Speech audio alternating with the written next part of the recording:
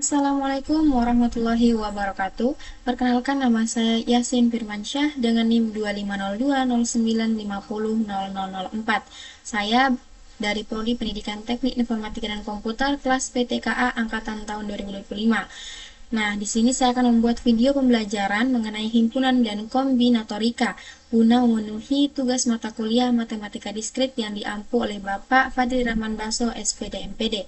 Nah, langsung saja kita mulai. Topik pertama yang akan kita bahas adalah himpunan. Di sini kita akan bahas pengertian, cara menuliskan himpunan, cara penyajian himpunan, jenis-jenis himpunan, operasi himpunan, dan juga contoh soal. Pertama, pengertian himpunan. Apa itu himpunan? Himpunan atau set adalah kumpulan dari objek-objek yang berbeda.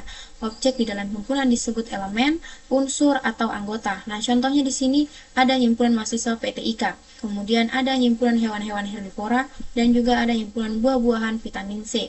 Kita lanjut di cara menuliskan himpunan. Sini ada enumerasi. Enumerasi ini bisa disebut dengan pendaftaran. Setiap himpunan didaftarkan secara rinci. Contoh, himpunan 4 bilangan asli pertama.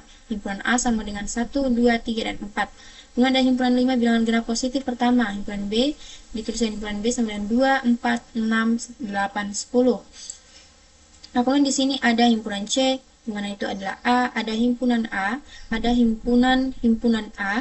Kemudian di sini ada himpunan kosong yang akan kita bahas selanjutnya. Nah, di sini ada perbedaan dari himpunan C ini, di mana notasinya itu A, himpunan A, di mana yang A adalah objek elemen biasa, kemudian anggotaannya apa, tidak punya anggota, bukan himpunan, analoginya seperti sebuah apel. Kemudian himpunan A, yaitu adalah himpunan dengan satu anggota, anggotanya adalah A, keranjang berisi satu apel.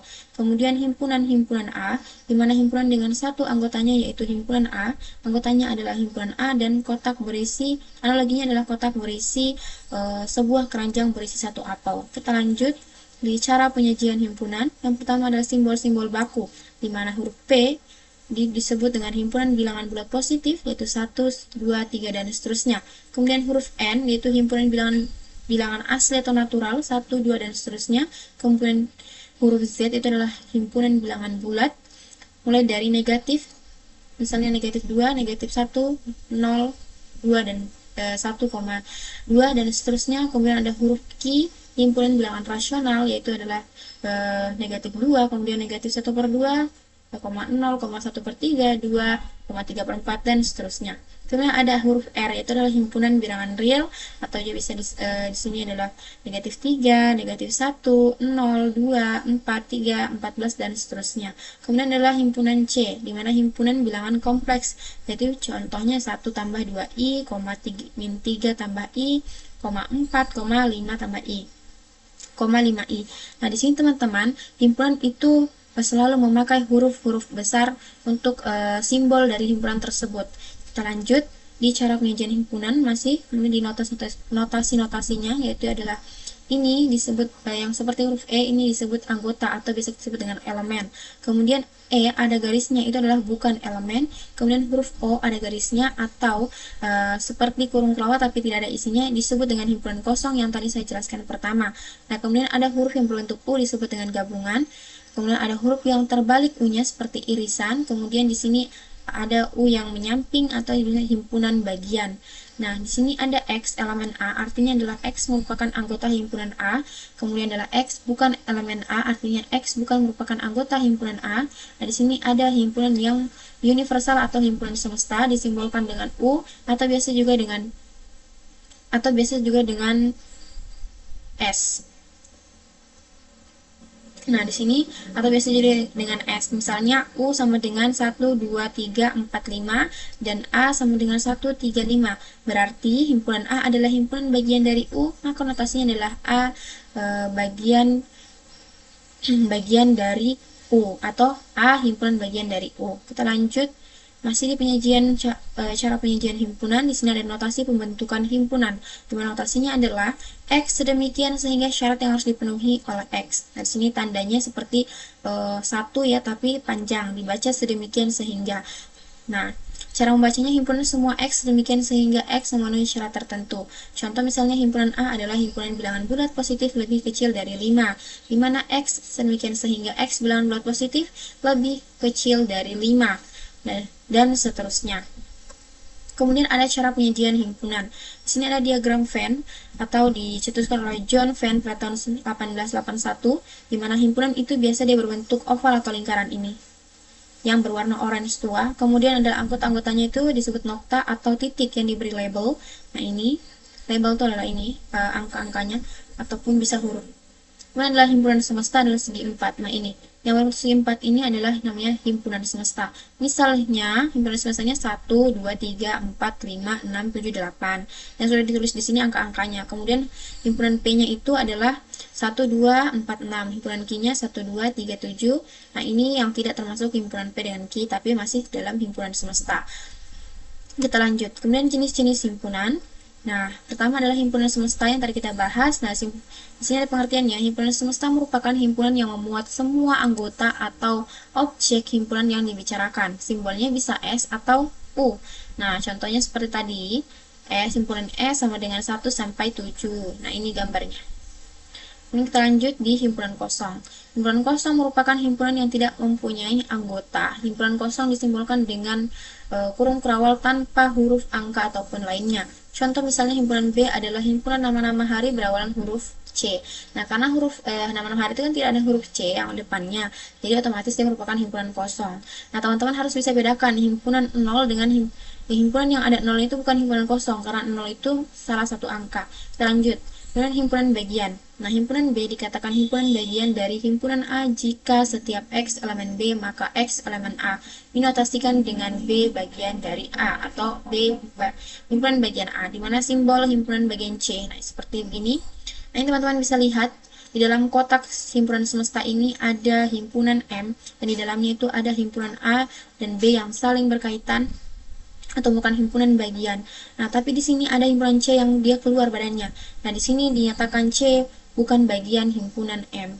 Seperti itu. Kita lanjut di himpunan ekuivalen. Ekuivalen ini ya, teman-teman. Nah, di sini dua himpunan yang tidak kosong A dan B dikatakan ekuivalen jika banyaknya anggota A sama dengan banyaknya anggota B.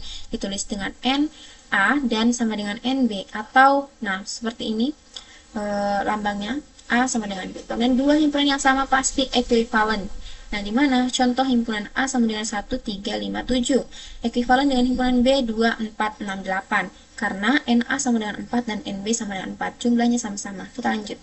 Himpunan kuasa. Nah, himpunan kuasa dari himpunan A adalah suatu himpunan yang anggotanya adalah semua himpunan bagian dari A, termasuk himpunan kosong dan himpunan A sendiri. Himpunan kuasa dipastikan dengan P A. Banyaknya sama dengan 2 pangkat N, di mana N adalah jumlah anggota himpunan tersebut. Nah, contoh misalnya, jika A sama dengan A, B, 5, maka himpunan kuasa dari A adalah PA sama dengan ini himpunan kosong, himpunan A, himpunan B, himpunan 5, himpunan A, B, himpunan A, 5, himpunan B, 5, himpunan A, B, 5. Sebenarnya teman-teman ada cara gampangnya kalau untuk di soal, yang penting sudah dinyatakan bahwa berapa jumlah anggotanya dan juga apa yang ditanyakan. Di sini banyaknya sama dengan 2 pangkat 3 sama dengan 8. Kita tidak perlu membuat ini kalau memang dalam posisinya sudah disediakan angka jumlah dari anggota himpunan A. Lanjut di himpunan gabungan, di mana definisinya A gabungan B sama dengan X, demikian sehingga X elemen A atau X elemen B. Jika A 2, 3, 5, 7, 9, B 0, 1, 2, 4, 5, 6. Nah, kita masuk di contohnya sini, A gabungan B sama dengan digabung semuanya tanpa terkecuali. Tapi kalau ada yang sama, kita harus hilangkan satu, digabungkan gitu. Misalnya 2, 2, berarti satu saja yang ditulis duanya, jadi 0, 1, 2, 3, 4, 5, 6, 7, 9. Dan yang lainnya teman-teman, ini yang merah bisa kalian isi di rumah masing-masing. Kita lanjut di irisan. Nah, irisan adalah definisi A irisan B sama dengan X demikian sehingga X elemen A dan X elemen B. Dimana jika A-nya sama 2, 3, 5, 7, 9. Nah, B-nya 0, 1, 2, 4, 5, 6. Nah, A irisan B sama dengan 25. Kenapa 2,5 di sini? Karena di sini yang sama-sama anggota himpunan A dengan B itu ada 2 dengan angka 5. Nah, ini yang warna abu-abu gelap ini, di situ tempatnya 2 dan 5. Kita lanjut di selisih. Nah, selisih itu definisi A kurang B sama dengan, atau bisa A selisih B sama dengan X, demikian sehingga X elemen A dan X bukan elemen B. Contoh misalnya A sama dengan 2, 3, 4, 6, 7, 9. B-nya sama dengan 1, 2, 3, 5, 6, 8, 9, 10. Maka A selisih B sama dengan 4 dan 7. Kenapa 4 dan 7? Karena semua anggota himpunan A ini yang tidak ada di anggota himpunan B. Dimana 4 di anggota himpunan tidak ada dan 7 tidak ada, jadi 4 dan 7. Seterusnya sama seperti B dengan selisih A. Nah, ini yang merah bisa kalian cari. Kita lanjut di beda setangkup. Nah, di sana definisi A. Nah, ini tandanya plus, baru ada bulatannya B. A beda setangkup B sama dengan X, demikian sehingga X elemen A atau X elemen B dan X bukan elemen A, bukan elemen A irisan B. Kemudian A beda setangkup B, ada rumusnya 2 di sini. A gabungan B kurang A irisan B, kemudian A kurang B gabungan B kurang A, atau selisih ya. Nah, kita lanjut di sini contoh dari beda setangkup. Contoh misalnya 1, 2, 3 di himpunan A 1, 2, 3, 5, 6, 8, 9, 10. Kemudian di B-nya 2, 7, 8, 11. Kita masuk di contoh yang pertama ini. A beda setangkup B sama dengan 1, 3, 5, 6, 7, 9, 10. Kita menggunakan rumus yang ini. Yang pertama, A gabungan B kurang A selisih B. Dimana kita gabung dulu ini, terus diselisihkan. Itu sudah digabung, diselisihkan di sinilah. Di sini ada angka 2. Berarti 2 ini udah dikeluarin. Nah, terus di sini ada lagi angka 8. 8 ini dikeluarin. Nah, sisanya 7 dan 11 gabung lagi ke himpunan A. Jadi 1, 3, 5, 6, 7, 9, 10, 11. Kita lanjut di komplement. Definisi A, C itu adalah A komplement sama dengan X, demikian sehingga X bukan elemen A dan X elemen S. Contohnya misalnya A-nya 2, 3, 5, 6, 8. B-nya 1, 2, 4, 6, 7, 9, 13. S-nya sama dengan X, demikian sehingga X bilangan asli kurang dari 14. Maka A komplement sama dengan 1, 4, 7, 9, 10, 11, 12, 13, 14. Bisa kalian lihat di contoh gambar tersebut. Kita lanjut di contoh soal. Dari 50 siswa di satu kelas diketahui 25 siswa gemar matematika, 20 siswa gemar fisika, dan 7 orang gemar keduanya. Gambarlah diagram Venn, kemudian tentukan siswa yang tidak gemar matematika dan fisika. Nah, ini simple sebenarnya kalau kita paham tentang materinya. Jadi penyelesaiannya itu kita buat dulu MTK dengan fisika. Nah, tengah-tengah ini ada 7 orang yang gemar keduanya, berarti dia merupakan himpunan irisan dari MTK dan fisikanya. Siswa tidak gemar keduanya, berarti 7 ini 25 kurang 7, sama-sama dikurang 7 dari kedua himpunan. Hasilnya 18 dan 13, 7. Berarti 50 dikurang 18 tambah 7 tambah 13, sama dengan 50 kurang 38, hasilnya 12. Berarti ada 12 siswa yang tidak gemar matematika dan fisika. Lanjut di topik kedua adalah kombinatorika. Nah, di sini kita bahas tentang pengertian atau aturan dasar menghitung, faktorial, permutasi, kombinasi. Kita lanjut di pengertian kombinatorika. Nah, kombinatorika ini adalah cabang matematika yang mempelajari cara menghitung banyaknya kemungkinan susunan atau pilihan tanpa harus menuliskan semuanya satu persatu. Biasanya digunakan dalam peluang, statistika, ilmu komputer, dan kriptografi. Lanjut di aturan dasar menghitung.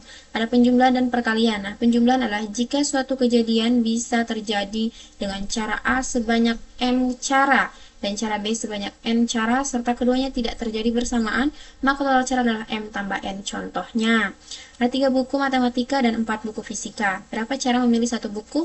Jawabannya adalah 3 ditambah 4 sama dengan 7. That simple. Ini masih mudah teman-teman. Jadi perkaliannya, jika suatu kejadian terdiri dari beberapa tahap, maka jumlah caranya sama dengan hasil kali tiap tahap. Contohnya, ada 3 baju dan 2 celana. Berapa kombinasi pakaian yang bisa dipakai?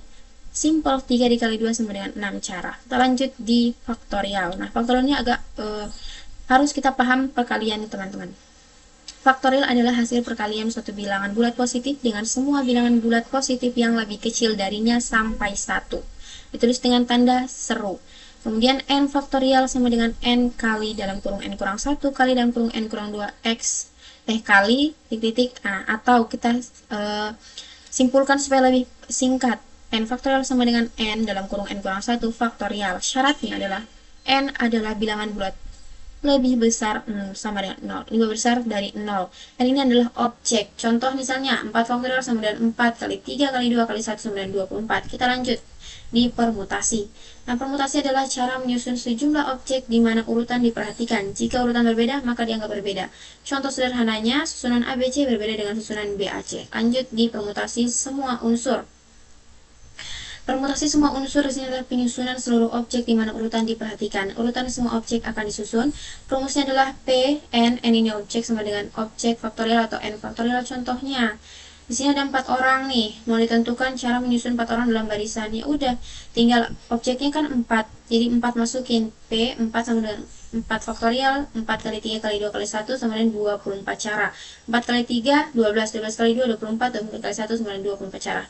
Simple, kita lanjut di permutasi sebagian. Nah, di sini adalah R dari N unsur, memiliki objek dari N objek dan disusun atau urutan penting. Rumusnya adalah P, N, R sama dengan N faktorial per dalam kurung N kurang R faktorial. Di sini ada keterangannya, N itu jumlah objek, R jumlah yang dipilih, dan N tanda saudara faktorial.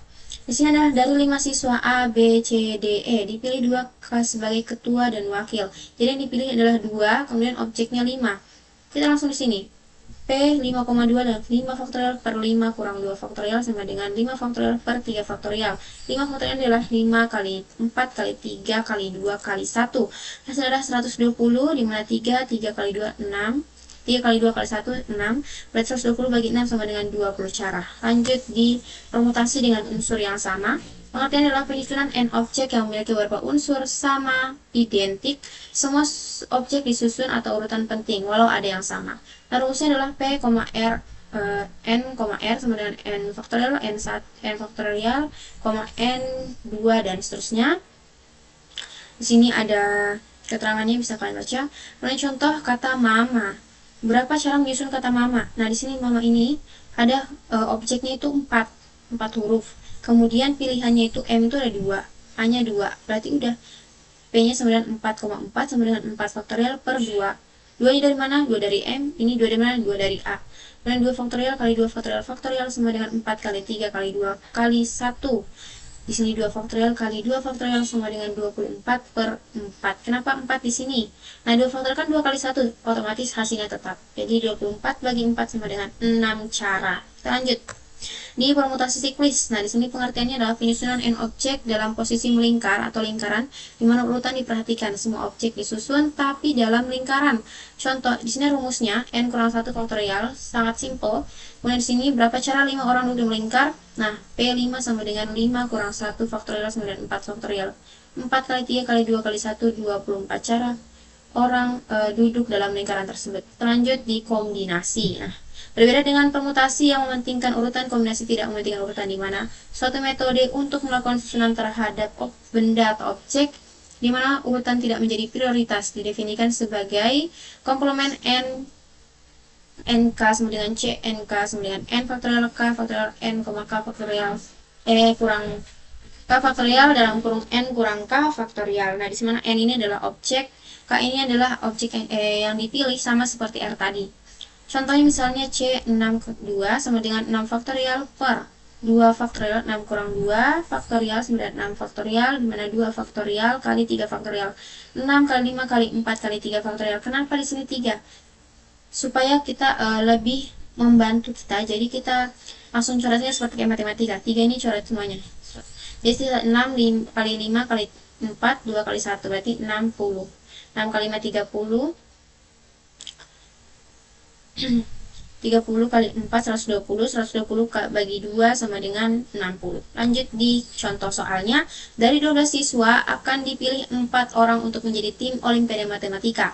Berapa banyak cara memilih tim tersebut? Jawabnya, karena yang dipilih hanya tim, tidak ada jabatan, maka digunakan kombinasi. Nah, sini C-nya N, R. Nah, R dengan K itu sama saja. Yang itu huruf C dengan huruf P-nya. Kemudian N faktorial per R faktorial, N kurang R faktorial, C-nya 12. Nah, yang dipilih 4, berarti 12,4, 12 faktorial, 4 faktorial. Kenapa di sini 8? Karena dikali tadi ya di sini. N-nya 12 kurang R-nya 4. Tadi 12 kurang 4, 8 faktorial. Kemudian di sini 12 kali 11 kali 10 kali 9. Seperti yang kita tahu tadi, kita persingkat. Jadi 8 faktorial atas, 8 faktorial bawah itu dicoret. Sisa ini, jadi hasilnya 11.880 per 24. Sama dengan 495 cara kita dapat memilih tim tersebut. Kita lanjut. Nah, kesimpulan, dimana kesimpulan merupakan kumpulan objek yang terdefinisi dengan jelas dan menjadi dasar dalam matematika untuk memahami pengelompokan serta hubungan antar objek melalui operasi seperti gabungan, irisan, dan komplement. Sementara itu, kombinatorika adalah cabang matematika yang mempelajari cara menghitung banyaknya kemungkinan, susunan atau pilihan dengan menggunakan aturan perkalian, faktorial, permutasi, dan kombinasi. Kedua materi ini sama-sama melatih pola pikir logis, sistematis, dan teliti dalam menyelesaikan permasalahan. Baik, itu saja yang bisa saya jelaskan. Semoga dapat bermanfaat bagi teman-teman sekalian yang dalam masa belajar tentang kombinatorika dan juga himpunan, dan juga mohon maaf bila ada kekurangan materi karena saya masih dalam tahap pembelajaran juga. Sekian dari saya. Wassalamualaikum warahmatullahi wabarakatuh.